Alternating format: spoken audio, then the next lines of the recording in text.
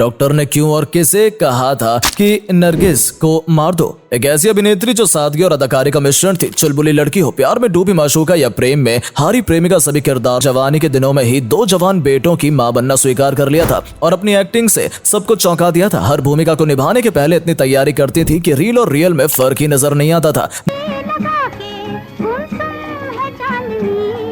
अदाकारी का नाम लिया जाएगा, हिंदी फिल्म जगत की मदर इंडिया यानी कि नरगिस को याद किया जाएगा। उनसे जुड़ा एक किस्सा बहुत ही मशहूर है। अपने एक तवायफ के रोल को निभाने के लिए तो नरगिस भाई के साथ लड़का बनकर कोठा जा पहुंची थी और तवायफ के हाव भाव को गौर से नोटिस कर रही थी ताकि उनके किरदार को जीवंत कर सके। नरगिस में आकर्षक ही ऐसा था कि उस समय बॉलीवुड के शोमैन राज कपूर से लेकर एंग्री मैन सुनील दत्त तक अपने आप को रोक नहीं पाए। इतनी होती थी, उनके लव लाइफ को लेकर भी उतने ही किस्से गढ़े जाते थे। बात करेंगे इंडस्ट्री की एक ऐसी प्रेम कहानी की जो कभी पूरी नहीं हो सकी।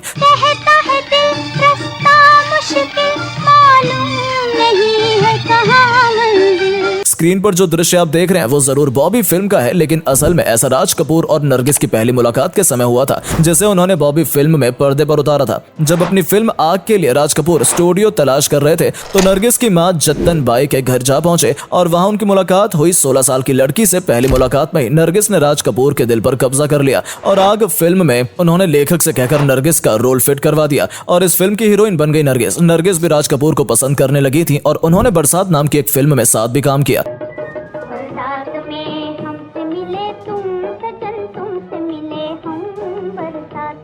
इस समय नरगिस की मां की मौत हो गई और राज कपूर से उन्हें इमोशनल सपोर्ट मिला। नरगिस राज कपूर के प्यार में ऐसी पड़ी कि निकलना मुश्किल हो गया। दरअसल उस समय राज कपूर शादीशुदा और 2 बच्चों के पिता थे, इसीलिए नरगिस की मां और उनके बड़े भाई ने इस रिश्ते का विरोध किया था, लेकिन नरगिस ने किसी की नहीं सुनी। 9 साल तक राज कपूर और नरगिस का रिश्ता चला। कहते हैं कि नरगिस ने राज कपूर का हर तरह से साथ दिया। आर्थिक संकट के समय जब आरके स्टूडियो को बेचने की नौबत आ गई तब नरगिस ने अपने सोने के कंगन बेचकर और दूसरे निर्माताओं की फिल्में करके राज कपूर को सपोर्ट किया। लेकिन कुछ समय बाद नरगिस को अपने फ्यूचर की चिंता सताने लगी और उन्होंने राज कपूर के ऊपर शादी के लिए जोर दिया, लेकिन राज कपूर हमेशा उन्हें दिलासा ही देते रहे। ना उन्होंने कभी अपनी पत्नी को तलाक दिया, ना ही नरगिस से शादी की। ऐसा भी कहा जाता है कि उस समय के तत्कालीन प्रधानमंत्री मोरारजी देसाई से भी नरगिस ने मुलाकात की थी और पूछा था कि क्या हिंदू एक्ट में कोई ऐसा प्रावधान है कि शादीशुदा आदमी दूसरी शादी कर सके। इस बात पर देसाई ने नरगिस को डांट दिया था और उन्हें वहां से भी कोई हल नहीं मिला। उनका करियर भी अब डोलने लगा था और आरके बैनर तले मिलने वाली फिल्मों में भी उनके रोल छोटे होते जा रहे थे। तब उन्होंने अपने भाई से मदद ली और बिना राज कपूर से पूछे दूसरा बैनर की फिल्में कर ली, जिस बात से राज कपूर को बहुत धक्का लगा।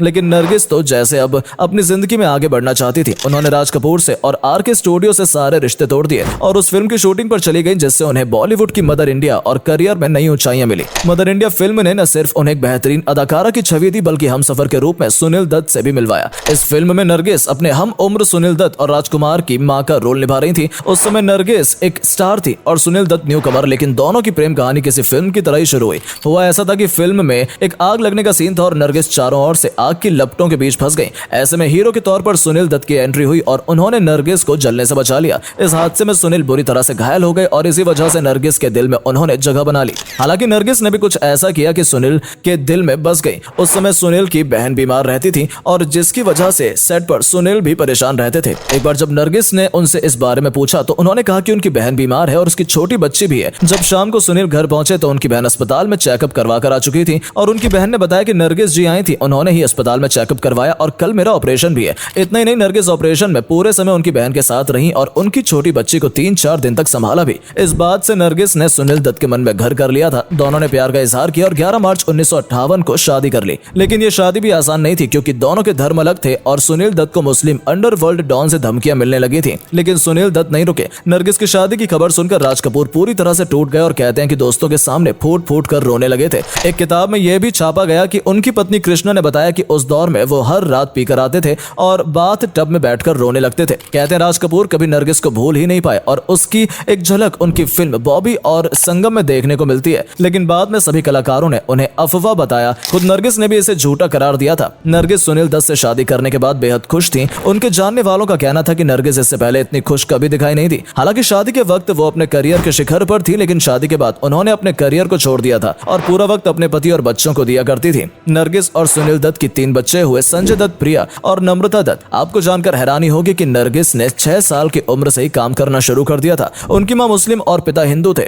नरगिस की माँ से शादी करने के लिए उनके पिता ने अपना धर्म भी बदल लिया था और मुस्लिम बन गए थे। आपको बता दें कि उनकी माँ जत्तन बाई देश की पहली महिला संगीतकार थी। नेहरू परिवार से भी उनके काफी अच्छे संबंध थे और पंडित नेहरू नरगिस को बेटी की तरह मानते थे। इसलिए जब शादी के बाद उन्होंने फिल्में करना बंद कर दी थी तो सोशल वर्क से जुड़ गई थी और दिव्यांग बच्चों के लिए बहुत काम किया करती थी। इस मामले में उन्होंने इंदिरा गांधी से भी सलाह ली थी। उनके अच्छे कामों को देखते हुए 1980 में उन्हें राज्यसभा के लिए नामित भी किया गया था और इस तरह से यह पद हासिल करने वाली नरगिस पहली अभिनेत्री बन गई थी। लेकिन एक समय ऐसा भी आया जब नरगिस कैंसर की मरीज बन गई। 2 अगस्त 1980 को राज्यसभा सदन के लिए दौरान अचानक उनकी तबीयत बिगड़ गई। कई सारे टेस्ट के बाद पता चला कि उन्हें कैंसर है, जिसके बाद सुनील दत्त उन्हें इलाज के लिए न्यूयॉर्क ले गए। तो एक समय ऐसा भी आया जब नरगिस कोमा में चली गई और डॉक्टरों ने सुनील दत्त से कह दिया कि लाइफ सपोर्ट सिस्टम हटा देना चाहिए और इन्हें चैन से मर देना चाहिए। लेकिन सुनील दत्त इस बात के लिए राजी नहीं हुए। वो दिन रात नरगिस की जिंदगी की दुआ मांगने लगे। कहा जाता है कि जिस अस्पताल में नरगिस भर्ती थी, सुनील दत्त किसी मंदिर की तरह उसके चारों ओर चक्कर लगाकर उनके लिए दुआ मांगते थे। उनकी दुआ कबूल भी हुई और 4 महीने बाद नरगिस अचानक कोमा से बाहर आ गई, जो किसी चमत्कार से कम नहीं था और उन्हें अस्पताल में मिरेकल लेडी नाम दिया गया। नरगिस भारत आने की जिद करने लगी क्योंकि उनके बेटे की पहली फिल्म रॉकी रिलीज होने वाली थी। लेकिन भारत आने के बाद उनकी हालत फिर से बिगड़ गई और तुरंत ब्रिज कैंडी अस्पताल में एडमिट किया गया। लेकिन इस बार उन्हें बचाया नहीं जा सका। 3 मई 1981 को 51 साल की उम्र में नरगिस का निधन हो गया। पत्नी की मौत ने सुनील दत्त को तोड़ दिया था और वो कई रातों तक सोए नहीं थे। कहा जाता है कई बार वो रात में उठकर कब्रिस्तान जाकर नरगिस की कब्र के पास बैठकर रोया करते थे।